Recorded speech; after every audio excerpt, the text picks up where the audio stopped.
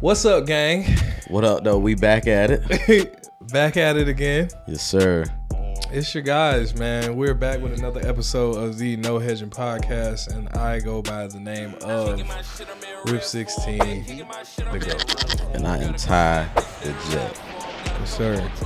We are the mighty No Hedging Podcast duo.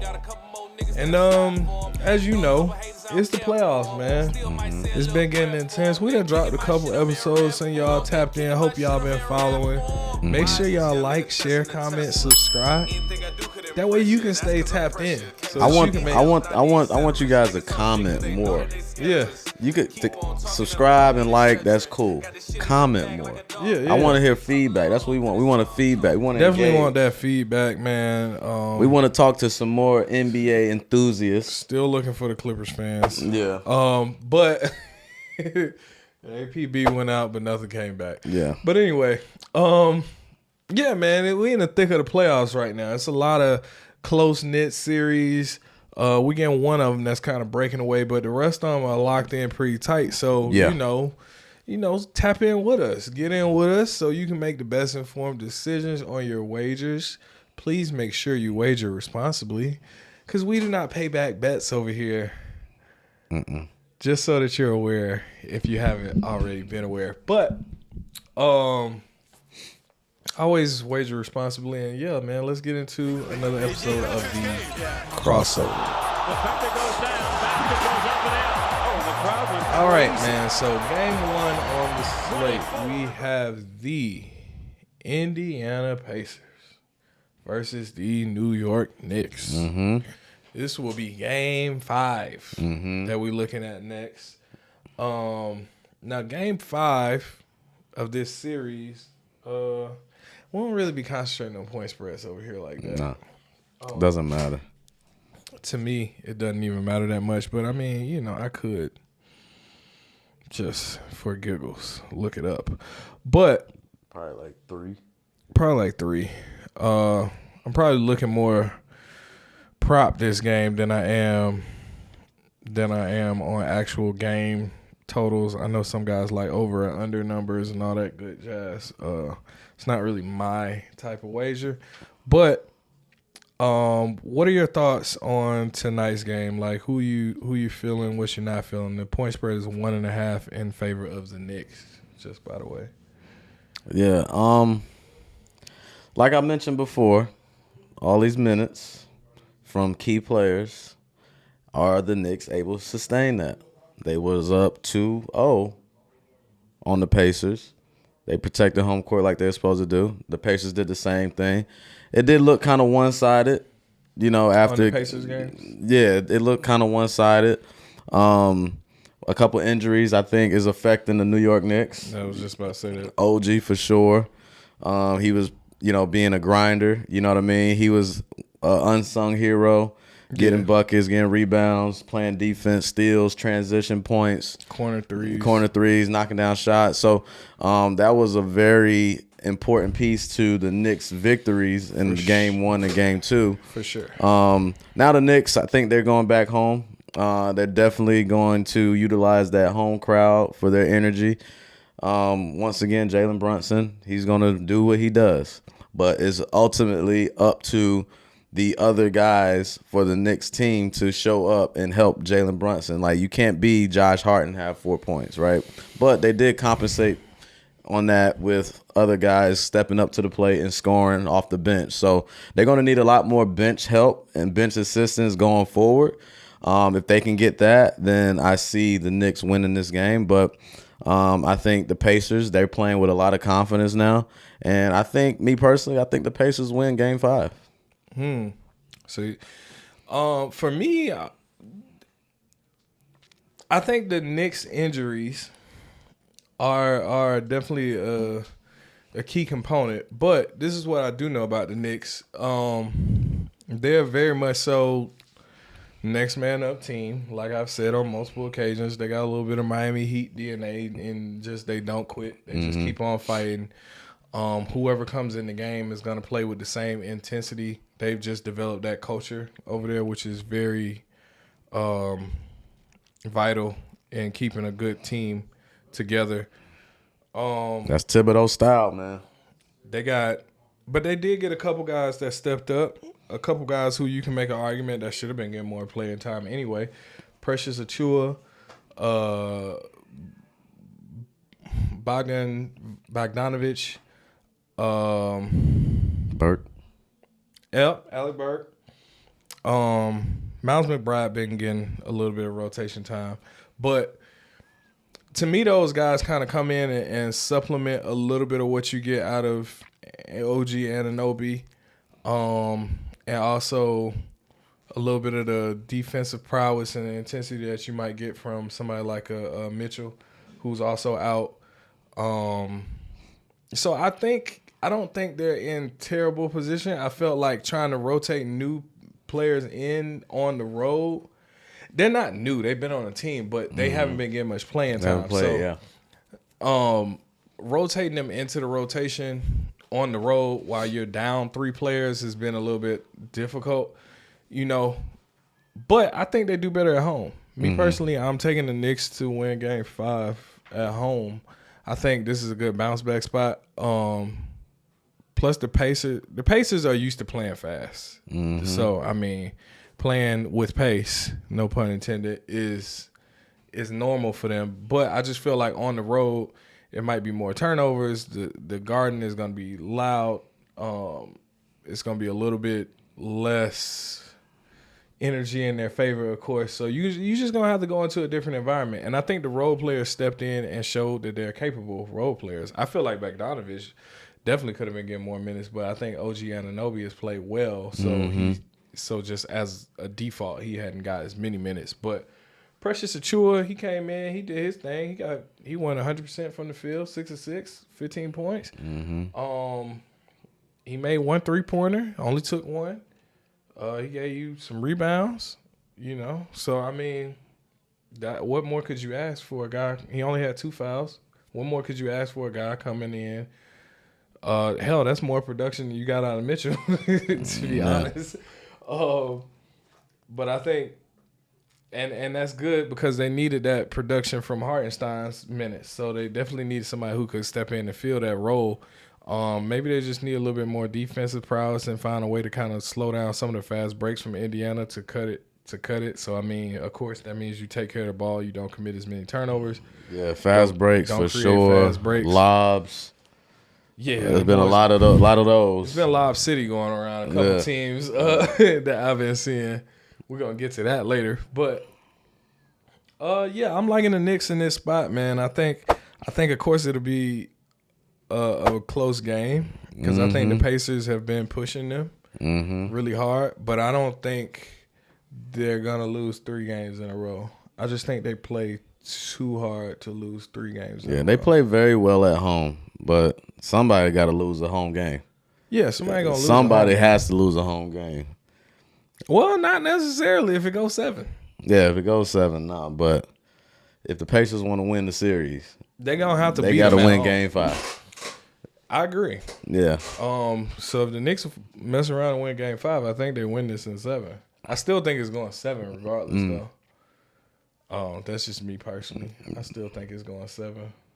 Yeah. So, yeah, that's where I'm at. I think Jalen Brunson has another good game. Because he understands that he has to.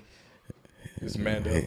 He's been having great games since Game 3 in the first round. He had 2 games. He had 2 games where he wasn't so hot. No. This series? Yeah. When? The game before Game this 1? one. The game before or Game this 3? One? Like Game 3, he was not.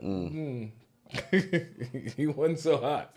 But in any event, I think Josh Hart has a better performance. He still had 10 rebounds. They play and better 5 at assists. home anyways. But I think he makes a couple more buckets. I'm gonna look at his points and rebound props tonight to see if he goes over on that. Maybe they have it a little bit lowered since he had bad offensive point production last game. So yeah, that's gonna flip. Yeah, I'm thinking about points and rebounds prop on Josh Hart. Jalen Brunson, probably looking PRA on him, and DiVincenzo. He didn't have a terrible night last game, but it wasn't great. In comparison to what he's done before, it wasn't good from the 3-point. line, 2 of 9. So I expect him to have a better game from the 3-point line at home. And I think a guy like Bogdanovich, becomes an unsung hero in this game for them to get the slight edge. So that's where I'm going with that one. Now, the next game on the slate, we have another interesting one that also took a turn. Yep. These guys went down 2-0 as well. Yep. But they fought back. Lost 2 home games, though. Yeah. That was the shocker about that. They lost. Then they ended up doing what? Winning 2 road games. Yeah. Championship DNA. We have the Minnesota Timberwolves versus the Denver Nuggets. Timberwolves in trouble. Go ahead and pack it in. Pack it in? Pack it in. Why you say that? Pack it in. Why you say that? Go ahead, pack it in. You had the Nuggets dead to rights. Dead to rights. They don't have enough scoring offensively. I don't see it. With Cat's inconsistency, he has to be consistent. You can't be inconsistent. You can't have Ant giving you 36, 40 points, and you give what? I mean, pennies. You can't give me that. My problem with Cat right now, the biggest problem I have with Karl Anthony Towns is he commits dumb-ass fouls.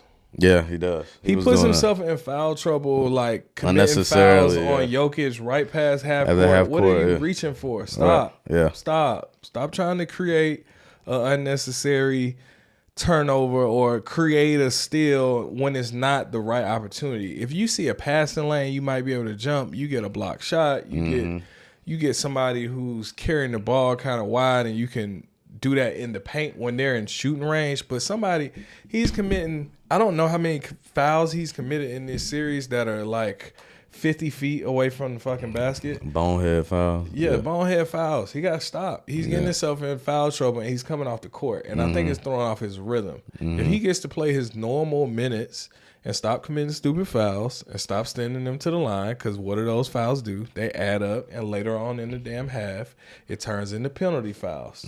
So then they're shooting free throws off of these. Whether you see it or not, all of this is adding up to something.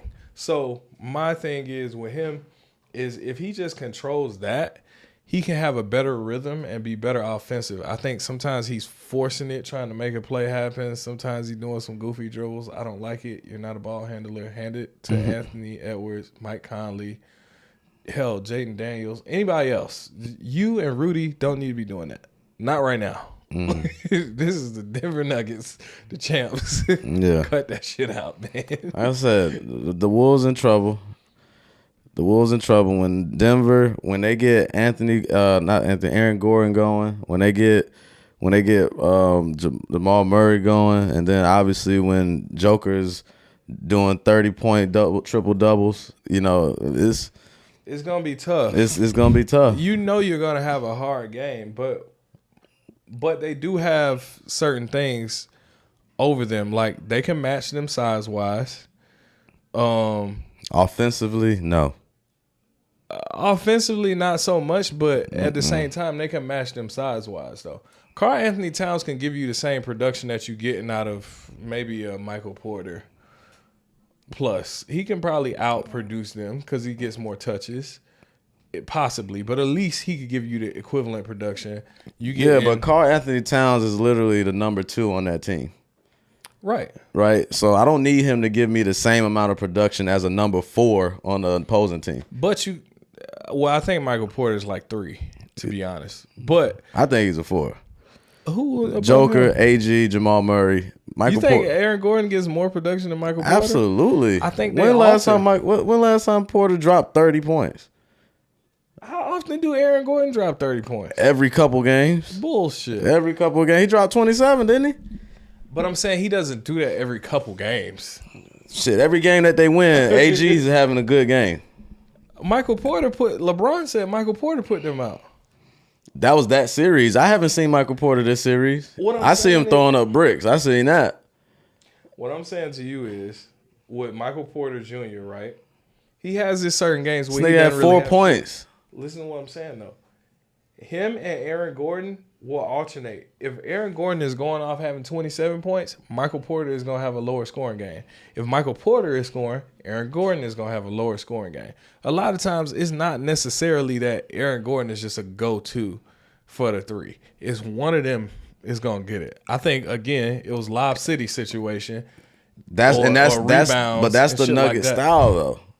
Is it? That's their style. They have Joker playing the point center. Their style is pick and roll. Yeah, pick and roll, point center, backdoor cuts, all types of shit. With Joker is in the middle of the paint, kind of facilitating that shit. You have to do the best job you can of defending the Jamal Murray and Jokic pick and roll because they're gonna play. What I'm saying, strengths. Porter is not the first option. He's not the second option, and he's not the third option. He could be the third. Somebody. He's not gonna be the third option. He can't be the third. There aren't any plays. I don't know how many plays. They may not be that many plays ran for Michael Porter. Even if you say Aaron Gordon is your three, I still think Cat can produce what Aaron Gordon can produce in most games because Aaron Gordon is not scoring 27 points. Exactly, in most games. I get that. Jamal Murray doesn't really take over a game. He plays fast early and he plays towards the end.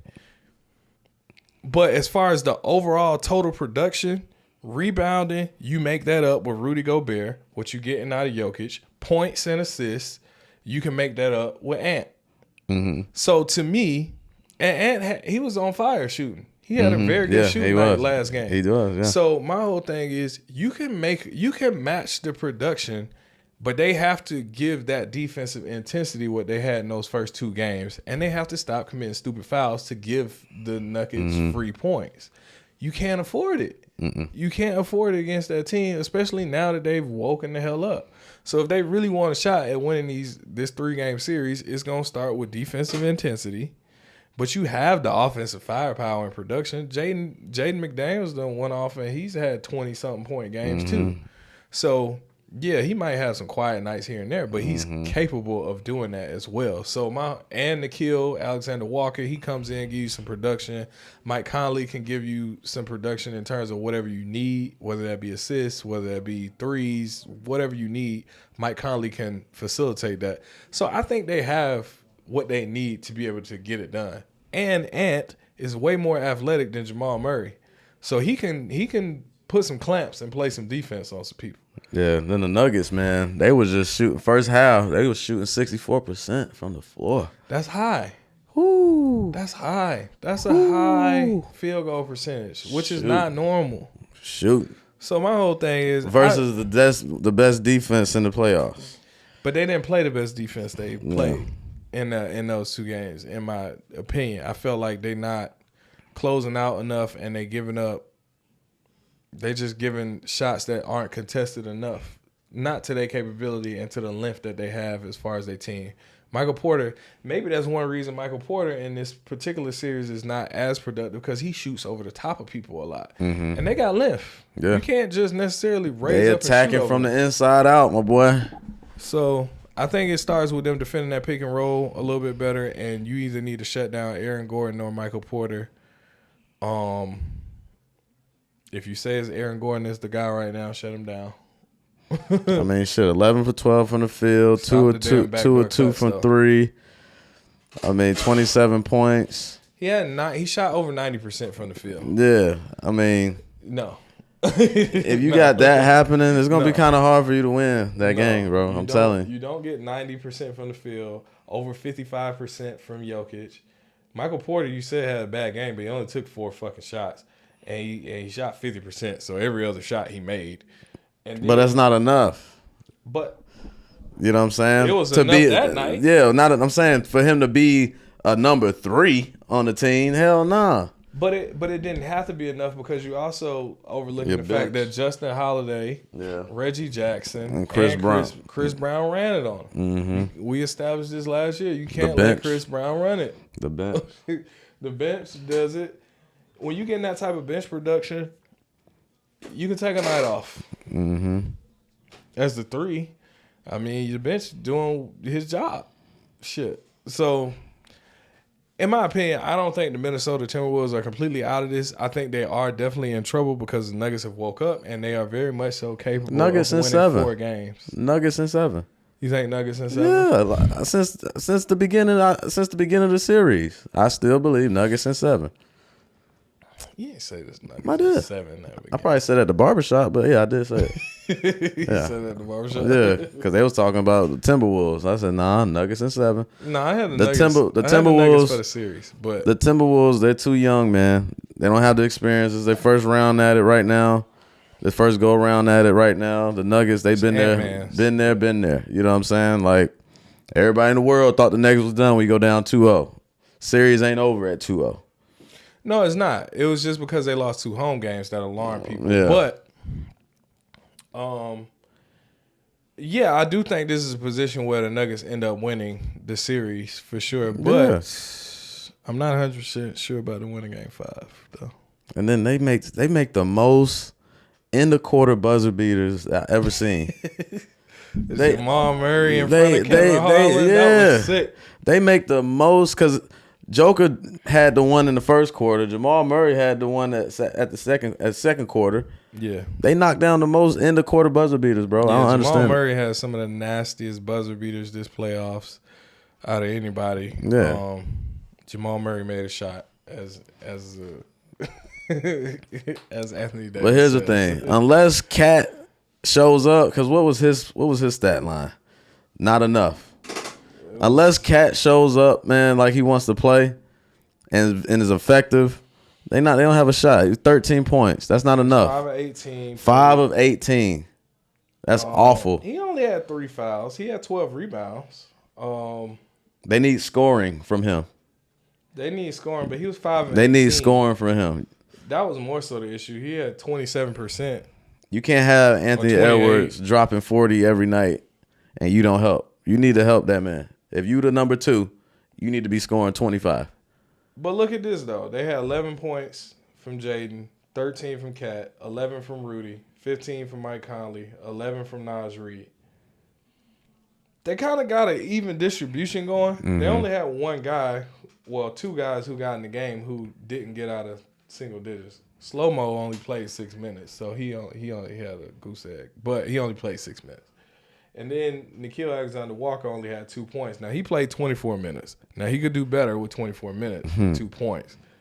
So they kind of got an even distribution going. But I do think Cat, again, some of that is just defensive, though. Closing out 50-50 balls, defending the pick and roll a little bit better, rotating, closing out to shooters a little bit better. You can't cheat on defense and try to sneak in and get a sneaky double team. You're going to have to play phenomenal or as best possible that you can on one-on-one defense or make good rotations. Mm-hmm. But you're not about to be able to cheat on defense on the Nuggets. They pass the ball way too well, and whoever the hell they pass it to can make a 3 on the court. So KCP, Aaron Gordon, Michael Porter, Jokic, Jamal Murray, if any of them are open at the 3-point line, they can make a shot. Yeah. So you're going to have to play better defense at the end of the day. I think that's what it boils down to, and I think that was a huge difference in the first 2 games because they did it without Rudy Gobert. Mm-hmm. Because they played hellified defense. They were ball hawking. Mm-hmm. So I think they got to get back to that tonight. I'm going to actually roll with Minnesota to win Game 5. I don't know about the series. Give me the Nuggets. But I'm rolling with Minnesota to win Game 5. Give me the Nuggets. I understand that pick, though. Give me the Nuggets. I'm gonna just give well, they back in Denver, right? Mm-hmm. Give me the Nuggets. Give me the Nuggets. The Nuggets should win this game, but I'm still feeling Minnesota. In my bones. Feeling in my bones. Ant-Man is pissed. I think he's going for 50 tonight. It still wouldn't be enough to win the game. Even if it wouldn't be enough. No. If the ball ain't enough? Yeah. Maybe it won't. Because they lost by 8. They lost by 8. He had 44. You give him 6 more points for 50. They still lose by 2. So 50 is not enough. We're going to see, man. We're going to see.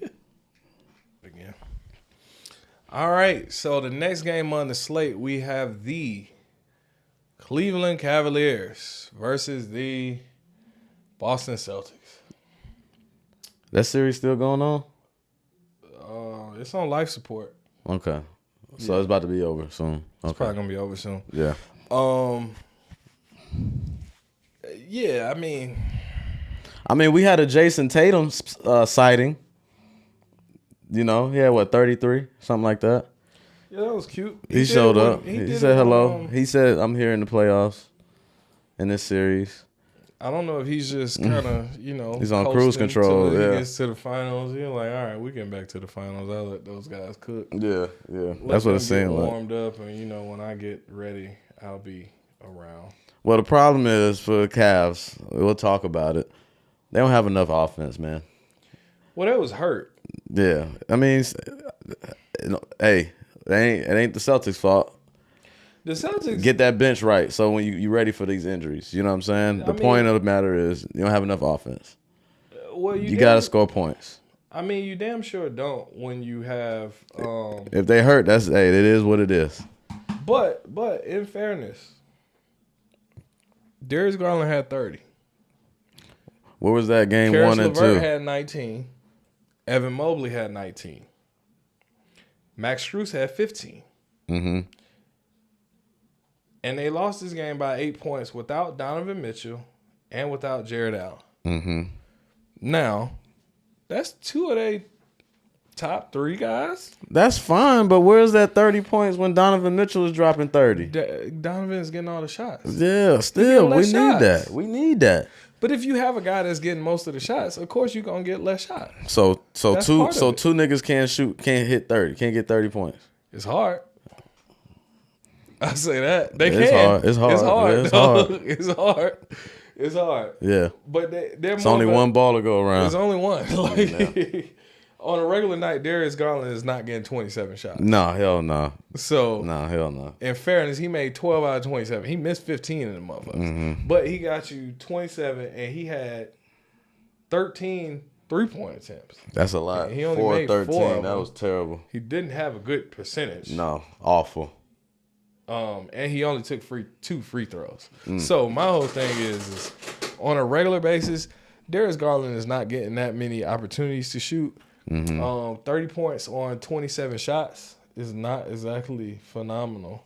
But he did have he did end up having 30, and they only lost that game by 8, missing 2 of your top guys. My concern is more so for the Celtics. I think they still win this series. Yeah. Donovan Mitchell, Sam Mitchell, Mitchell Robinson, Mitchell Trubisky, Mitchell and Ness. Celtics in 5. But the problem is, it's just concerning for the Celtics, man. Y'all are supposed to be beating people, Sweeping. Y'all supposed to be sweeping. Maybe it's Kristaps Porzingis not being there. Maybe that makes a difference. Especially with the size and the length. They like to play with their food, man. That's just what it is. They like to play with their food. It is what it is. I feel like they do that a lot, and I feel like it's gonna bite them in the ass in the finals. In the finals or the conference finals, depending on who they get. Because you fuck around and have to play against Indiana and New York, and they gonna run your scrappy ass. team. Oh yeah, they gonna run your ass. So they gonna make you earn it. They're gonna make you earn it for sure. The Pacers is gonna make you run. Yeah. The Pacers got Coach Carter from maybe that's what Jason Tatum getting ready for, getting that condition and just saving that energy. Yeah, conserving that energy. He's just doing cardio because he know what time it is. Yeah, he know he about to have to run. Now he play the Pacers or the Knicks, your ass is running. But yeah, let's go ahead and wrap this series up, man. Boston Celtics in 5.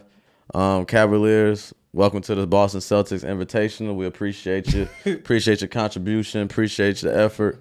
But you got further than anybody anticipated anyway. So, I mean, you think Jason Tatum has a good closeout game to close him out? I think Jaylen Brown does. Jaylen does? I got more confidence in Jaylen Brown than Jason Tatum. 27 last game. Yeah, I got way more confidence in Brown than Tatum. I'll tell you that. I will say Tatum has been consistent on the rebound, and I do like that. That's a sneaky stat that I think he's been doing a good job at. Points have kind of been a roller coaster. That's but effort. I think he's been chilling. Yeah. But he has been rebounding consistently. So one thing I'm looking at in that next game is the Jason Tatum rebounding prop. If he's somewhere around 9 or 10, I'd probably pull the trigger on a Jason Tatum rebounding prop. because I think he's good for another double-double in the closeout game. Jaylen Brown with the points. I think he's going to bring the intensity and play, especially if Donovan Mitchell and Jared Allen are out. He's going to attack. So that's the main ones I'm looking at. My boy Derek White now took a couple nights off. Mm-hmm. So I'm hoping they have a low PRA on him. If you can take advantage of. If I can get something under 20 on Derek White in the closeout game, I think I might pull the trigger. Especially at home. At home, 18-point PRA, 18-5, some shit like that. I might pull the trigger on a Derek White prop. Mm-hmm. That's where I'm looking at for that one. Yeah. But yeah, enough said on that game. Yeah, I don't have much else to say about the Cavs props. I don't know where the hell you're going to get. Yeah, maybe if they were fully healthy, it'd be more competitive. You know, it'd probably be, Celtics in 6, but, Celtics in 5. Should have been Celtics in 4, but, it is what it is. If Jared Allen and Donovan Mitchell are out, they for sure done. If Jared Allen and Donovan Mitchell are out, I'm looking at Max Strus PRA because I think he's going to get more shots. They out. So if the whole team is out of the playoffs. So yeah. Well, the next game on this series, we have another very interesting one. Yeah, it's a good one right here. We have the Dallas Mavericks versus the Oklahoma City Thunder. Mm-hmm. And they pulled it off. Yeah. They looked like they were in trouble at the beginning of that game, but my friend, they fought back. They kept scrapping. They play for each other, as we've been saying. They play as a team over there. Those guys don't quit. They got confidence in each other. They don't mind who takes the shot. None of that. Don't mind who takes the ball up the court. None of that. Josh Giddey was breaking up a storm at the beginning of the game. The boy put up enough bricks to build a house. Mm-hmm. They start leaving them open. Hell, Lou Dort was too. Yeah, Lou Dort. He was building a neighborhood of his own. So it was definitely some guys breaking up some storms, missing a lot of shots, but they ain't quit. Mm-mm. They brought in what's my boy off the bench? His name is Cason Wallace. He made a couple timely buckets, some trays. Cason Wallace. You still got guys coming off the bench who just giving you a little bit of production, not a whole lot of point-wise, but, they come in with some intensity and they do make a three-pointer here and there, or they make a bucket here and there, or they play some defense here and there. And then, of course, you got your guys who end up taking over like Shea. Mm-hmm. Do we still have a Shea Gilgeous-Alexander? Mm-hmm. So, Shea went 50% from the field, 34 points. He closed it out, made a couple tough buckets late in the fourth quarter. Chet made a couple good buckets. Overall, I mean, they just doing what they do. I mean, Josh Giddey didn't have much of shit, but he facilitates. He moved the ball, so they do like to have him on the court to keep the ball movement up. I don't like how scared to shoot he is sometimes, though. Mm-hmm. He gets a little too scared to shoot. Low confidence in the shot sometimes because I seen him pass a couple little close runners he could have took. Mm-hmm. But he just don't have the confidence in the shot. So, overall, I think that was impressive for them to come back in that game. Yeah, because the Mavs, they had the game in control for three quarters. They did. They really did. And it was Lob City out there. That was the other game. Yeah, P.J. Washington was going crazy. He was knocking down threes. At one point, he was like 5 or 6 from the three. Something crazy. Just corner threes. Yeah, corner threes, just back-to-back, knocking them down. He's on fire. Heat check. And they kept leaving him. I didn't like how they kept fucking up the rotation and leaving him open. I'm like, he's hit how many threes on you? You're not going to stay on him yet? Yeah, it was one sequence. He missed the three. They got the rebound on the defense's end, kicked it right back to him, knock it down. Back to him. But he kind of cooled down. Second half, he kind of cooled down. I guess the halftime break, they put some ice on him. Yeah, they closed out on them shots. But made it tough. But he still finished with 21. Derrick Jones has 17, which is high for him. That's effort. He got some lobs, man. Mm-hmm. It's just a little backdoor lobs along that baseline. Gafford had a good 10 and 8. He had a good production out of him. Kyrie was Steve Nash last night. Yes, he was. The boy was out there dishing. I was just about to get to that. Steve Nash and and Luka Doncic apparently are on the team together because they were out there passing up a storm. Yeah. They had 19 combined assists. The problem is they had 27 combined points. They had no points, man. They had 27 combined points. You gotta Kyrie can't have 9. Your top players can't be the second and fourth or fifth on the scoring on the team. You know what I'm saying? Can't do that. No, Kyrie's not even. Kyrie's fifth. Yeah, you can't do that. You can't do that. You can't do that. We didn't he had bring 9 you here for assists. You know, I mean, you can make the argument that he's responsible for about 27 points right, if you include an assist. But I feel like you just need a little bit more production because they only lost that game by 4 points.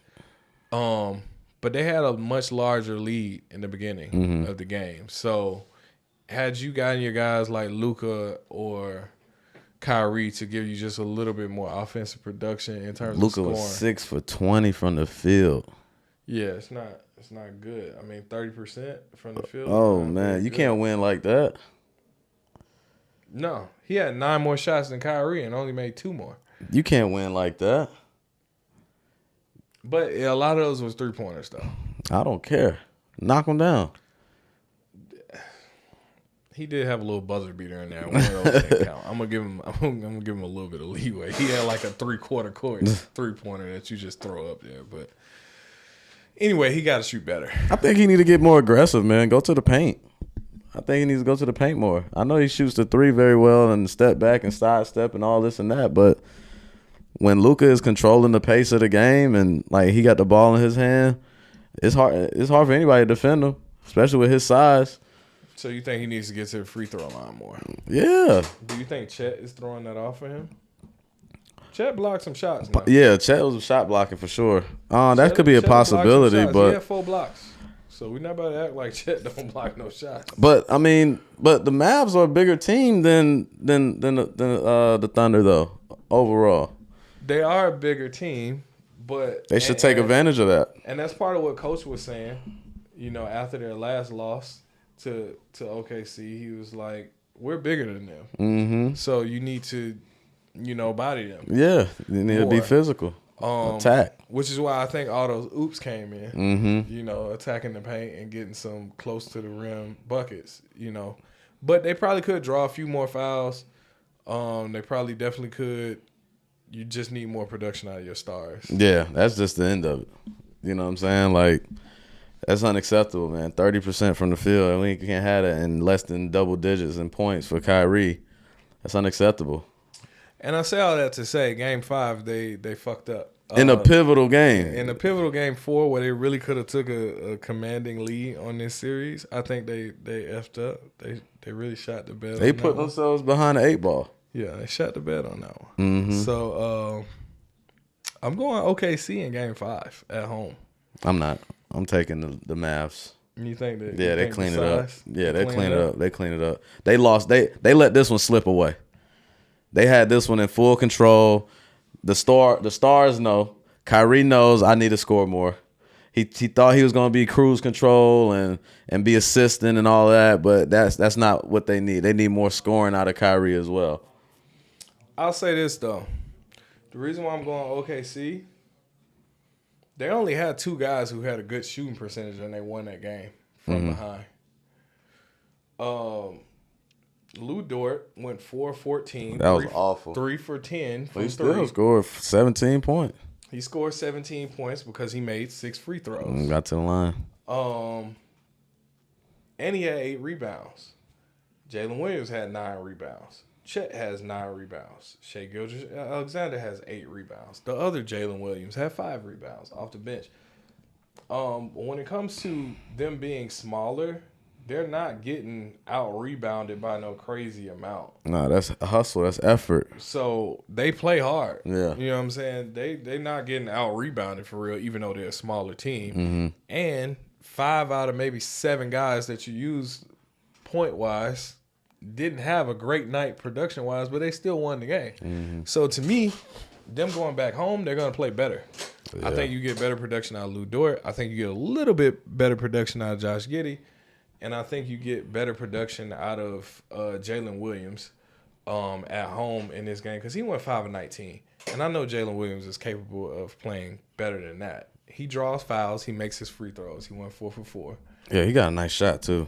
Yeah. So nice mid-range jumper. I think those 2 guys in particular, Lou Dort, Jalen Williams, definitely play better. And just overall as a team, they're going to play better at home. So I'm going with them in Game 5. I think Dallas fucked up. Nah, I got Dallas, man. I got Dallas on the road. They took one from them on the road already. I believe they'll do it again. Okay. I believe they'll do it again. They let this one slip away. I'm looking at the Jalen Williams PRA prop in that next game, and I'm also looking at Chet. If he's in the high teens, mid-teens with points, I think that's why I'm looking. I don't necessarily feel that great about him getting 9 rebounds again because I do think Dallas feels like they fucked up, so they're going to crash the boards a little bit harder. So I don't necessarily like him to have a whole bunch of rebounds next game. Even though he's a fucking skyscraper, so he should be getting rebounds. Yeah. But he plays far away from the rim a lot on offense, so I think that eliminates some of those offensive rebounds. And with PJ Washington popping out to the 3-point line and Gafford rolling and running and shit, I just feel like he's away from the rim a lot. So might even look at an under on his rebounds depending on where they put him at. But yeah, that's kind of where I'm at with things, man. Shea Gilly, I feel like he has another game, but I feel like they juice up his number so high. I'm kind of scared to take him on the PRA. 3 series going 7. 3 series going 7? Yeah. They all going 7 except for the Celtics Cavs. Yeah, they're going home. Yeah. Celtics, Cavs might surprise you. Boston be lazy. But I don't think they lose game 5. They surprised me by getting to the playoffs. How about that? They're number 4. It's a surprise. That's not a surprise. This guy's crazy. But anyway, man, we appreciate y'all guys tapping in. Yeah.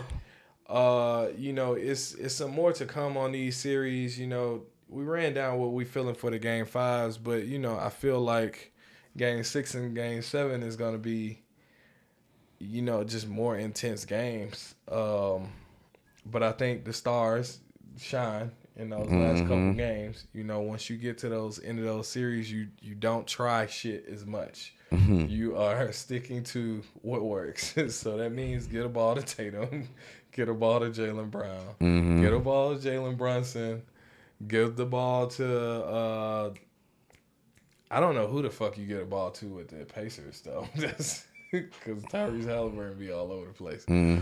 But he's gonna pass. We know that. So look at him. But I think the home teams definitely had an advantage in these Game 5s, with the exception of the Nuggets versus Minnesota. I just feel like Minnesota is pissed.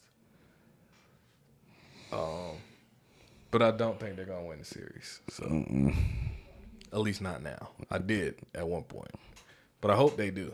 And Atlanta's rooting for you, brother. We'll see them next year.